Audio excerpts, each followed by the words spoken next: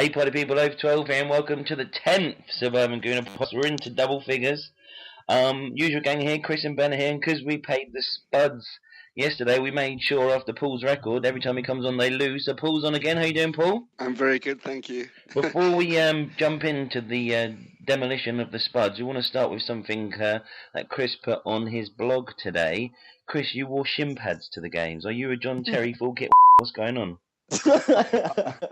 I'm a full kit underneath, so the shin pads are underneath the boot cuts. So basically, this comes back to the horrible weather that we've had over the last few games, and I was anticipating the equally horrible weather. And anyone that's been to the Emirates will know what a death trap the concrete floors can be when it's been pissing it down with rain.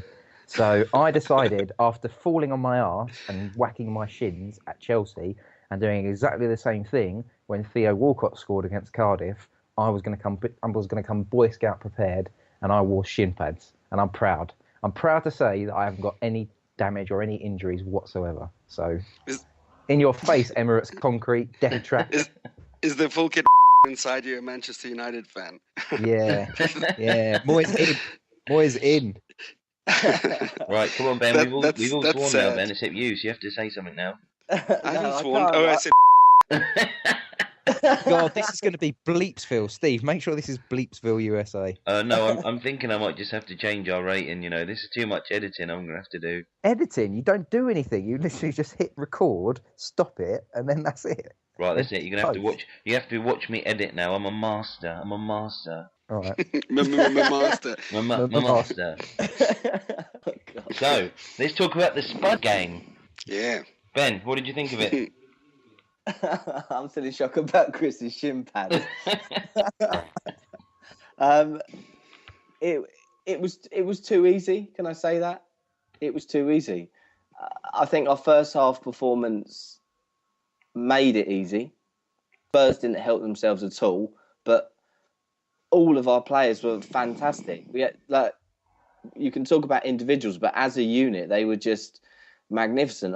The midfield outshone Spurs completely. That we sort of had, you had Theo at centre forward, and that was, I don't know, I was excited to see him play there because I was talking to someone on Twitter about it, and I like to see him get run. But the intelligence of the midfield to sort of play the ball to his, you saw the first sort of 10 minutes they were playing the ball to his feet, and his touch was atrocious. But they quickly learned to they had to hold on to the ball for longer periods, then slide passes in, or sort of make our build up a lot sort of longer and slower. But it was just magnificent, and obviously beating Spurs is brilliant. It's fantastic. Yeah, I agree, because they kept trying to play it to his feet with his back to goal, and he was just getting kind of knocked off the ball, and he was trying to play a quick pass, whereas maybe Giroud would hold it a bit longer because he can take a knock into the back kind of thing. And you're right, they changed that quite quickly. Yeah, and bring others into play because we had more runners from midfield. Obviously, we had Rosicky was fantastic, Cazorla, and obviously Gnabry's going to get a fantastic shout out from all of us. But they were just magnificent. The directness was beautiful. It was Arsenal sort of going back, wasn't it? And it was just brilliant. Go on, Chris, say something. I hope that we've witnessed a bit of an evolution of the team, because everyone's been talking recently about how we've only really got this one system where we have this big target and we can't play any other system. And so it's about just interchanging like for like players, but that didn't happen against Tottenham and we were successful. Now, it may be just because Tim Sherwood's a Gooner and he wanted to ensure safe passage for the Arsenal into round 4. But whatever he did, it didn't work against us because they just completely got overrun in midfield. Thomas Rosicky was brilliant. Serge Gnabry has got to be sort of on the borderlines of starting regularly, or at least coming off the bench, particularly with injuries to players like Bentner, and I don't know how long Walcott might be out. Yeah. But I would definitely say that I'm hoping that we've seen a team that can say, okay, if we get injuries to players, we can just swap around players and we can change our style. So, Paul? Yeah, I agree with all of that. I think there were a couple of comments made kind of on Twitter before the game. Even a few days ago, somebody said, look, if they try and bring that 4-4-2 to the Emirates. That we're just going to rip them up. That their midfield is just going to suffer, and I think that was right. I did feel like you guys that we were dominating, but somebody else on Twitter said that this was one of those kind of banana skin games. All it took was Adebayor to actually control that one flip reverse kick, and even though he slipped on his ass and it up, but he messed it up. But that could have easily gone in. Then it's 1-1, and suddenly it's looking a bit different. But yeah, it was nice. It was nice to see that. Firstly, that Wenger kind of probably saw what we all saw after the last game, that Podolski wasn't really cracking it up front. As a centre forward, I think he was dropping back too much in the last game. So it was nice to see that he does change and changes his tactics, and we've got some depth to actually, to pull Walcott up front and bring Gnabry in. To play Rosicky was great. I think Arteta was brilliant. Jack, was targeted, obviously, because he's number one hate figure for the Spuds. But he eventually got back into the game. I think you could see him kind of reel in his anger and his temper. I was worried a little bit that might boil over, But all in all, it was an impressive performance, and I'll take it any day. Yeah. Yeah, I agree. Even Vermaelen played well as well. It was a shame he had to come off, really, talking about the injuries. What was his injury? I think it was like Knee to or his leg. something. I think it was. Yeah, he came over in the first half. While we had a corner, I think it was a corner. He stayed back and was kind of talking to the physio while we had a set piece in their half. And then so it was no surprise to us that he came off at half time. And always nice. I think he did one of those sliding tackles down the right hand side. I don't know who it was on. It was on the guy that we were shouting, "Let him shoot" at Soldado. Probably, maybe, but there was one where the commentator said, "Oh, he definitely didn't get the ball. He definitely didn't get the ball," and then they showed the replay, and he got like all of the ball. I think it was that tackle, because I think the guy landed on his knee or stood on his knee or something. Anyway, but it was nice. Actually, I was very glad to see Mertesacker in. I thought Vermaelen was great, but he and Koscielny had a few little kind of bumbly, kicking into each other kind of moments. I was very happy to see Per back, because she just feels like an anchor, Yeah, not bad to have someone like that to bring off the bench, is it? Yeah. Speaking of knee injuries, Theo. Yeah, has anyone heard any more about that at all? No. Only that what he did was hilarious. And I love the outrage. I love the outrage of the Spuds fans. It's like, Gareth Bale? What was it, 2 years ago, doing exactly the same thing? Yeah. Idiots. Yeah. One of my favorite comments was somebody said Theopatra, because he was being carried off all stately on that, and he looked so composed and so pretty, because Theo always looks kind of pretty and slightly effeminate. Well, to me, he does. Not as effeminate as Rio Miyachi, who I have sometimes imagined in like a plaid skirt, but anyway, that's another story. No, Theopatra, I thought was a good name for him. Yeah. It was great. Some of the tweets going round. There was somebody put Theo's statue outside the Emirates when he retires. It's him on a stretcher holding up 2-0. Or the Sabutio one. Have you seen someone's like photoshopped, or someone's done like a little Sabutio sort of image, and it's like 4 men on a stretcher, and then 4 men holding the stretcher, and then Theo just doing the 2-0 sign. Right. And people are actually, there's a hashtag now going around saying the Theo, which is where you do like, you hold like the peace side in one hand, and then you just sort of clench your fists up to a ball with the other. It's a mixed message. Yeah, it is, isn't it? Peace and a fist. A piece of fist. A piece of fist. Yeah. I'm a piece of fist. Yeah. I ensure peace through the world through a iron he puts the fist rain of hell. Yeah, exactly. Yeah, I think I agree with what you're saying, Paul. It definitely worked with him up front, and what you were saying, Chris, it's nice to have a play. I think we wouldn't have got that much room if they weren't so naive and bringing the 4-4-2. Because we had a couple of games where Theo played up front last season and did okay, but then as soon as we went somewhere like, I think it was when Bayern came to us actually, and he just didn't get a sniff at all. And I think actually we would have probably done okay even with Podolski up today, because the amount of room that we had it was just unbelievable. But one of the things I think I looked on Twitter earlier, and somebody, I can't remember who it was, somebody tweeted Gnabry £100,000, Ericsson £11 million.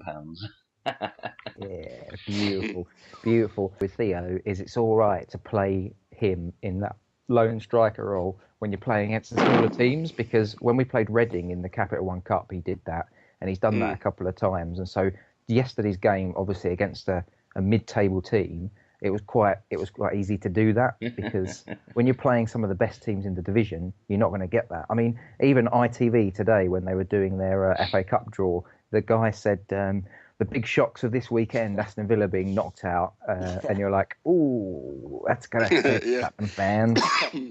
Yeah, exactly. Just nice and gloat, isn't West it? Ham lost 5-0 today, didn't they? Oh, Yeah. poor old Aladici. To Queen's Park Rangers, right? No, not in a Forest. Oh, Nottingham Forest. Okay.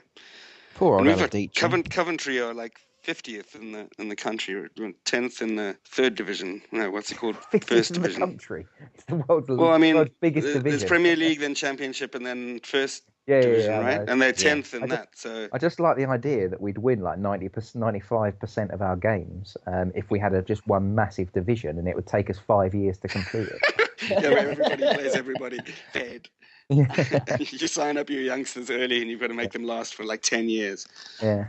I hope that's a 3 o'clock kick. I really do, because there's not enough 3 o'clock kickoffs in today's game, and it would be really nice to have a nice Saturday afternoon FA Cup tie. And I think going into a really tough February, it might be nice to hopefully it does a bit of rotation, and we can still come away with a victory. I know that we've had egg on our faces with Blackburn and with what's her name?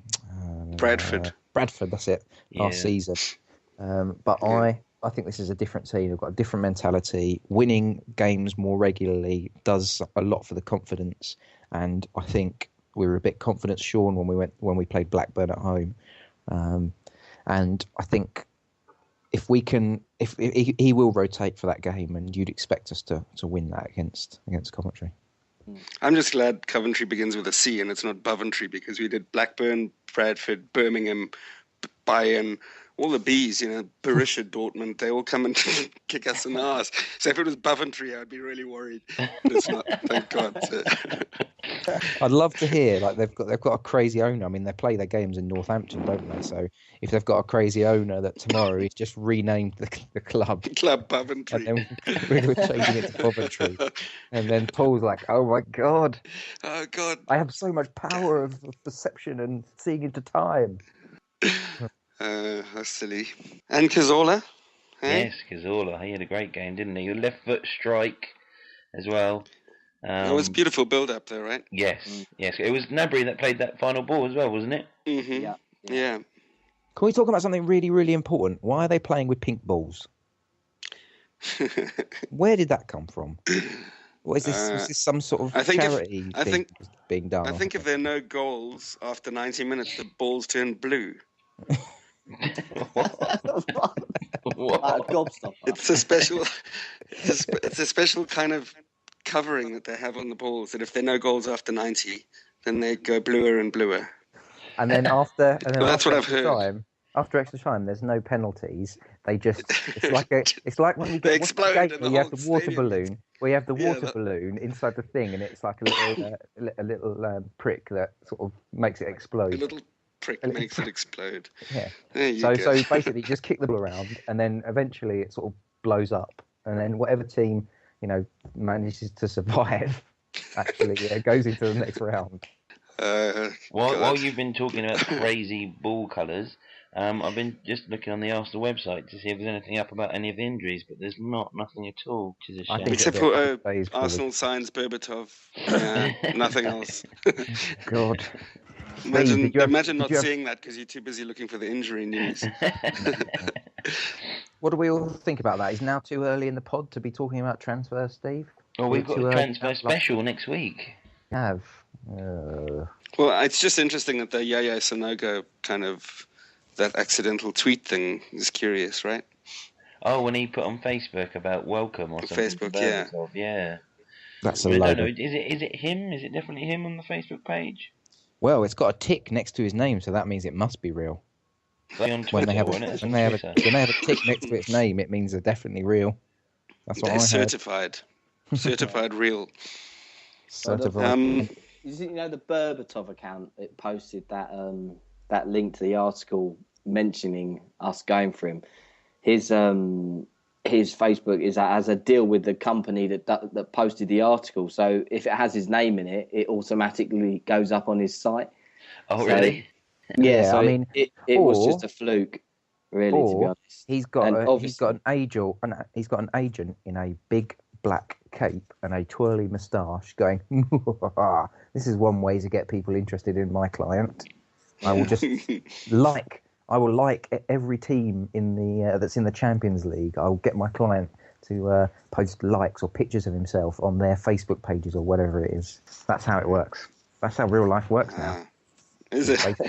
Brilliant. That does sound pretty real. That does sound pretty real. At least I know that now. So, if Walcott is injured for a month, who are you going to play up front in our next game? Giroud. Yeah. That was easy. Is he back? Sorted. Is he just got Yeah, I flu? think he just had flu, yeah. Man, he tweeted something that he was going to watch the game in bed. Did you see? There was a picture of he took a selfie of himself looking ill, although he didn't actually look ill. He took a selfie of himself. That's crazy. Yes, I know. Wow, crazy. amazing. I don't know what the It's like writing your own autobiography. Yeah. Brilliant. I don't know what my autobiography written by me by Alex Ferguson. I don't know what the language is of these modern day kids. I'm not down with it. I don't know. I'm 31 years old. So he auto-selfed himself. Yeah, just looking perfectly coiffed as usual. So he's just ill. There's nothing wrong with him. Oh, okay. Would you rest him? Would you? Nope, because they've got 9 days rest now. Yeah, we've got. We've got Aston Villa and Fulham, haven't we? Aston Villa on Monday night. It's the management's birthday, so I'm going to have to find a very cheeky way of watching it.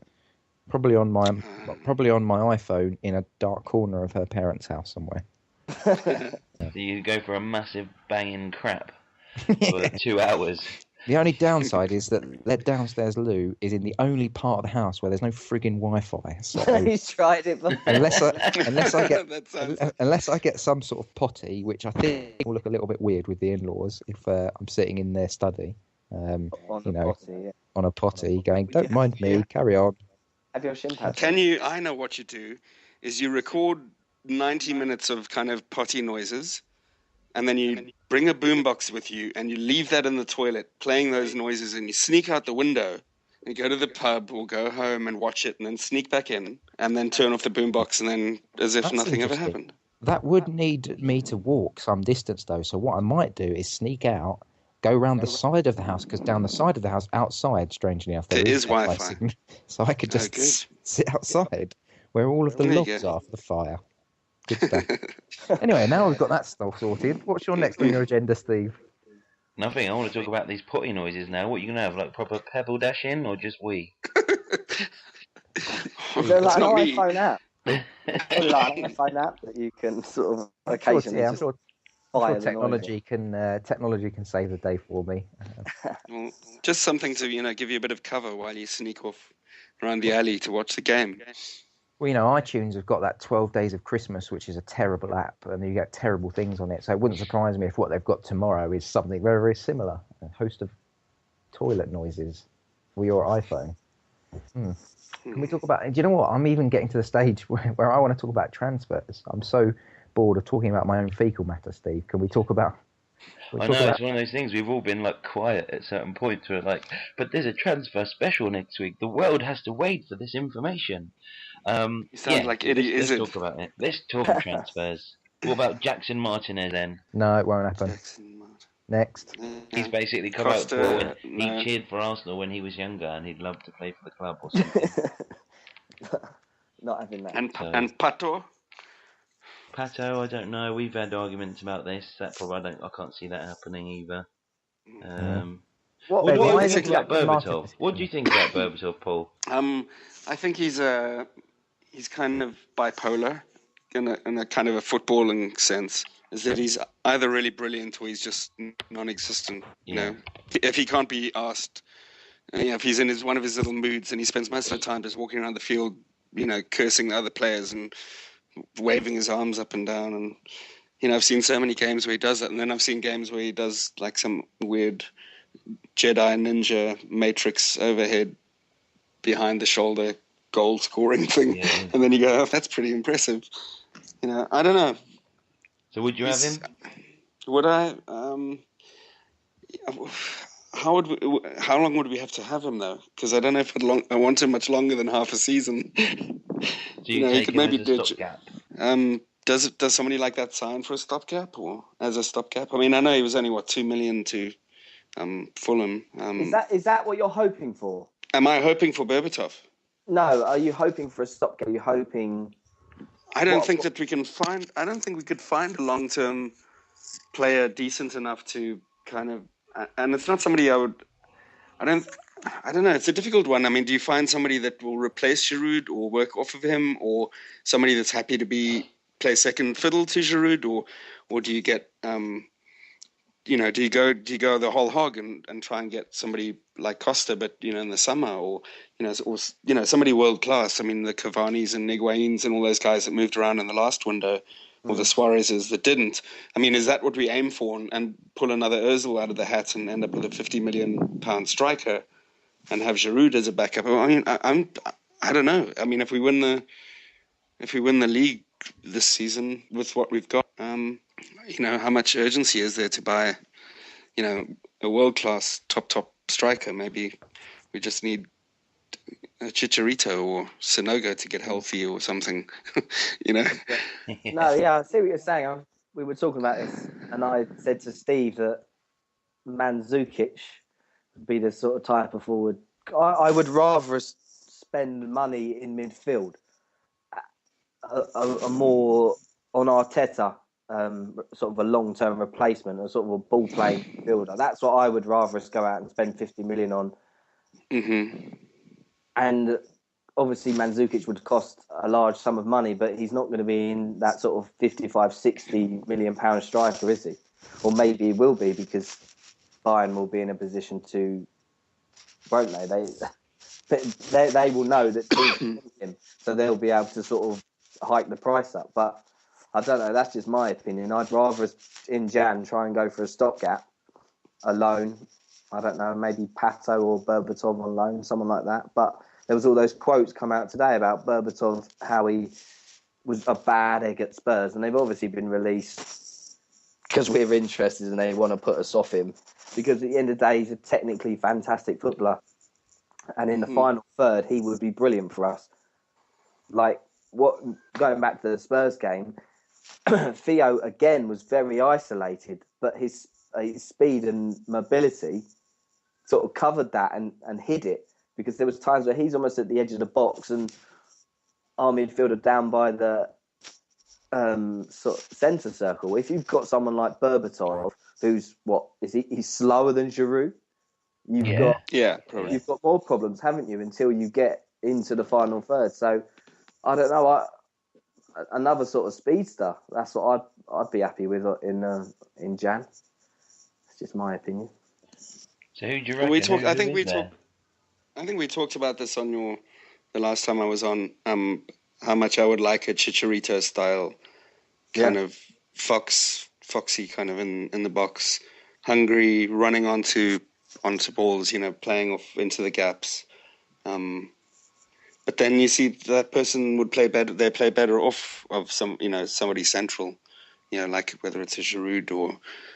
In fact, most of our attacking midfielders should be doing that. They should be playing off of Giroud because he holds it up so well. And I think that's the one thing I noticed. In the Spurs game is, when it just kind of got rid of the option of playing a long ball, especially when they were pressing. Yeah. Pressing our defense.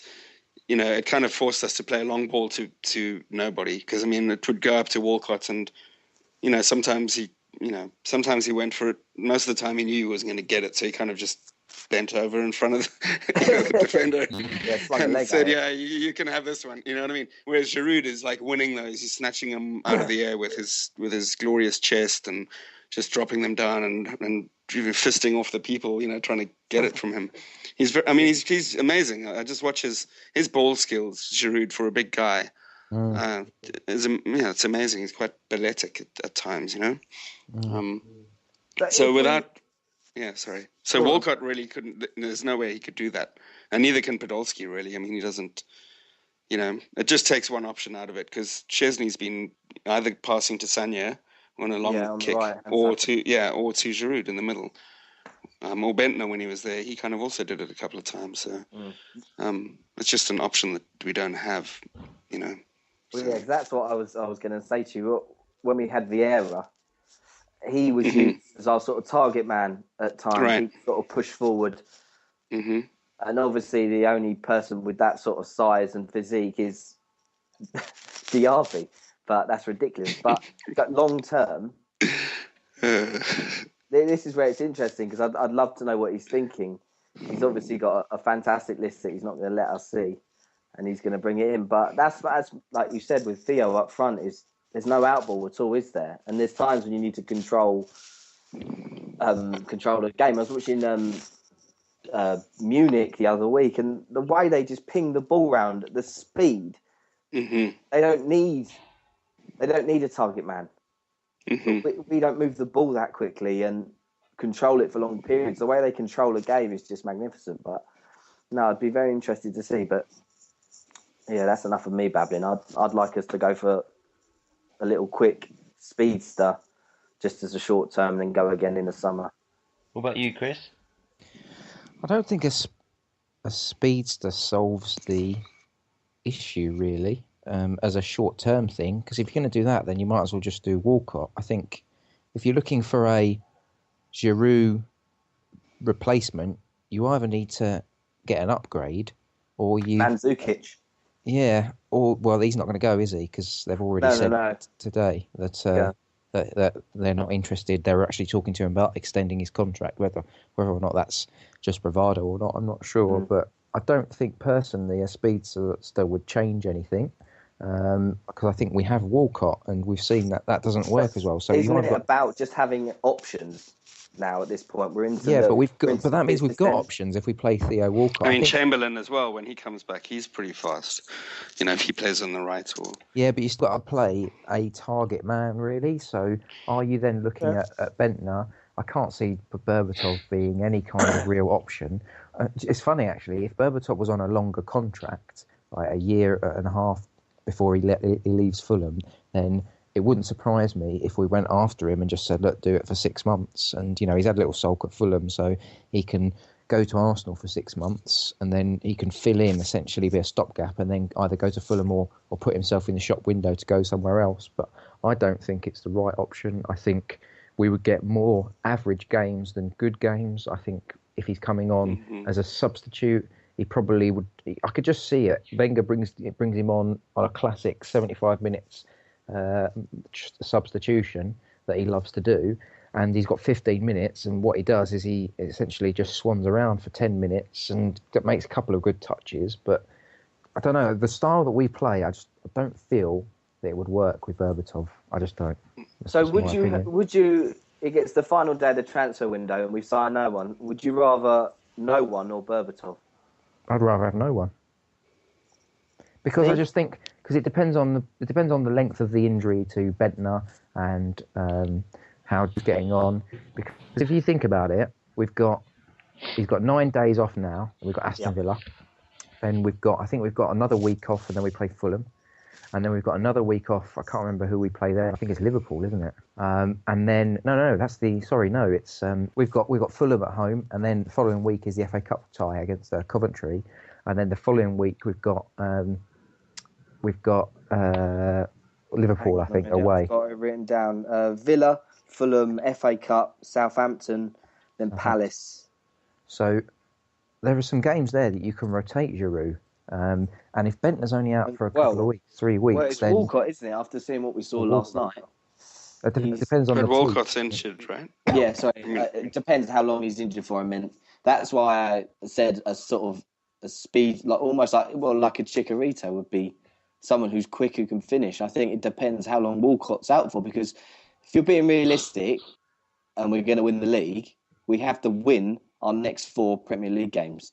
Yes. Because when we get into the thick of it, we're not going to win all those games.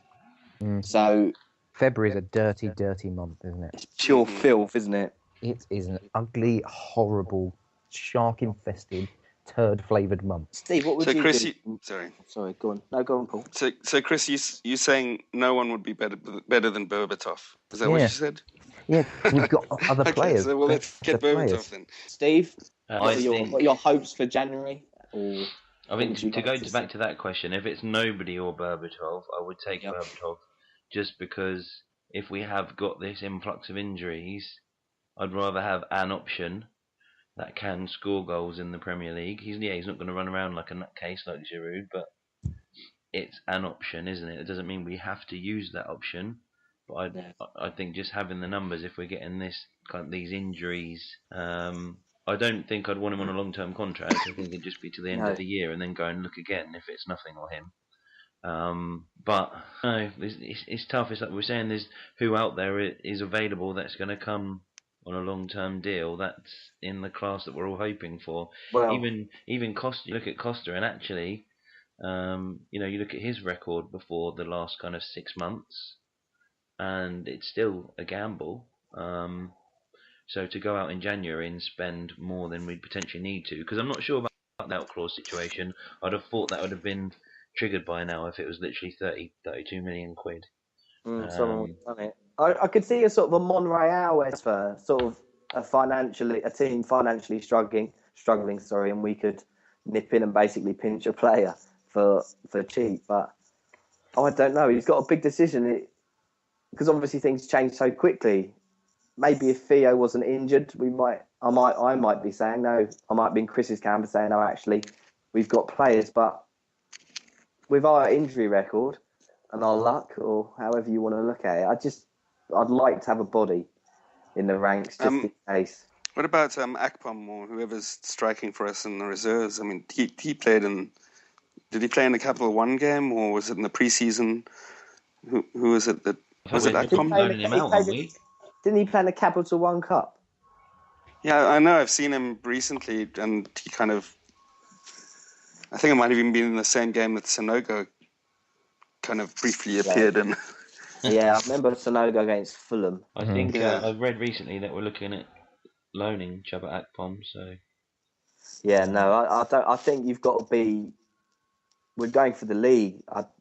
If these players were good enough, they'd play. And Nabry played last night, and you can see that, as Chris said earlier, that arguably he could be in the starting 11. So Akpom couldn't, and especially when we were in short on strikers, he could have played. So, and he hasn't. So I think that says it all, really, to be honest.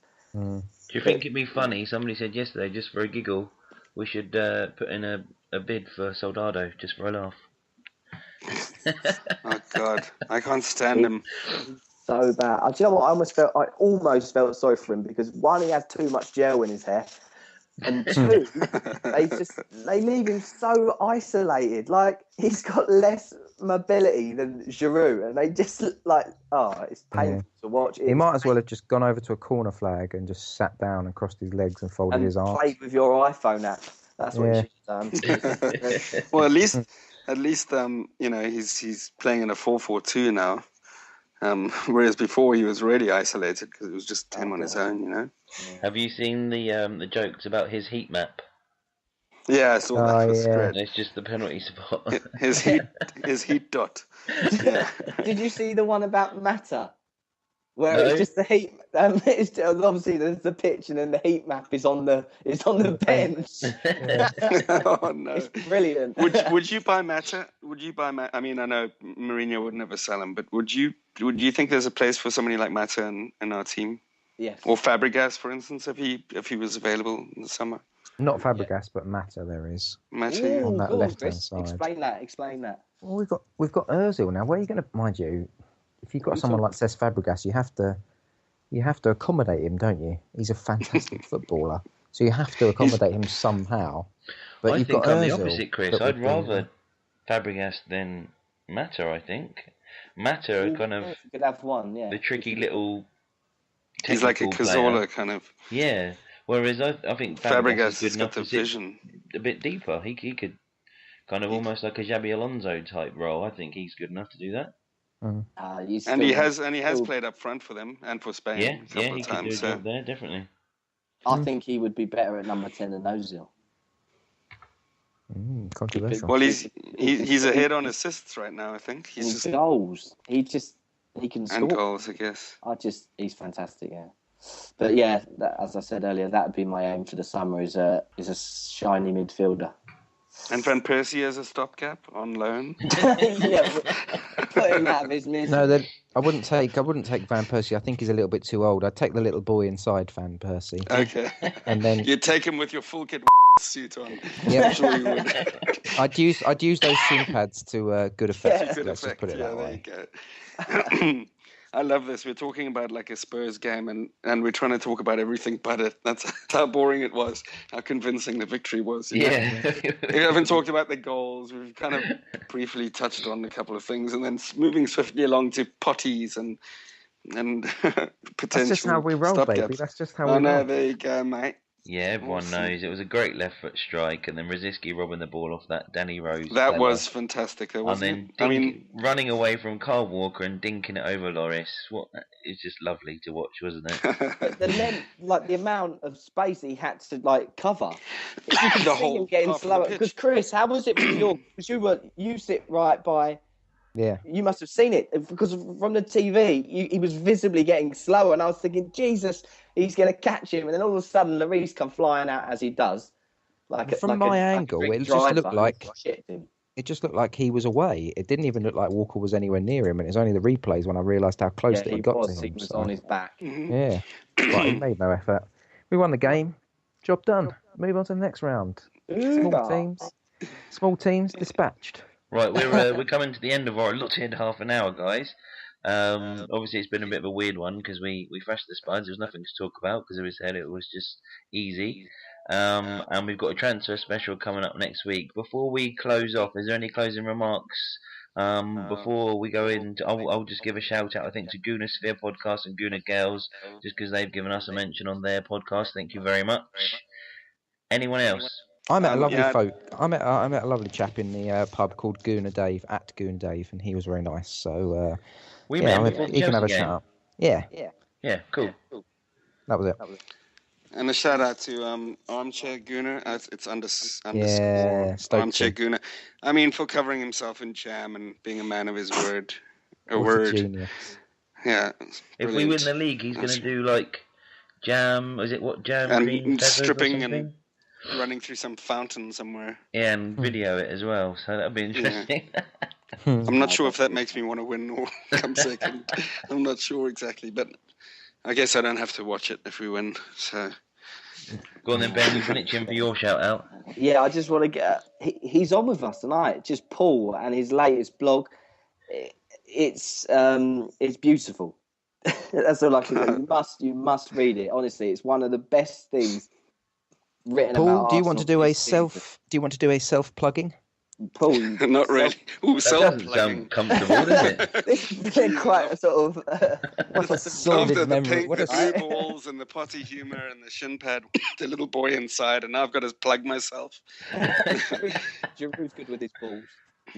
No, actually, it's a blog. It's a blog I wrote. And it was kind of writing my way out of writer's block. And no, that's another guy that needs a shout out. Actually, he's a spud, which would be kind of ironic. Probably the first and only spud that would get a shout out on a Gooner podcast. And he's at Sofa Life. But he's a great writer. He's a good guy. He said we thoroughly deserved to win yesterday, which is nice to hear because it's true. And anyway, so yeah, I murdered him in my latest blog. You should read it at invinciblog.com. Yeah, because I'm like fantastic. that. Cool. Okay. Well, thank you all very much. Happy New Year to everyone. And next week, as we say, will be a transfer special with. Is it at Footy Writer the handle, Ben? Yes. And we shall see you then. Suburban Gooners out. Bye-bye. See ya. Bye-bye. Bye.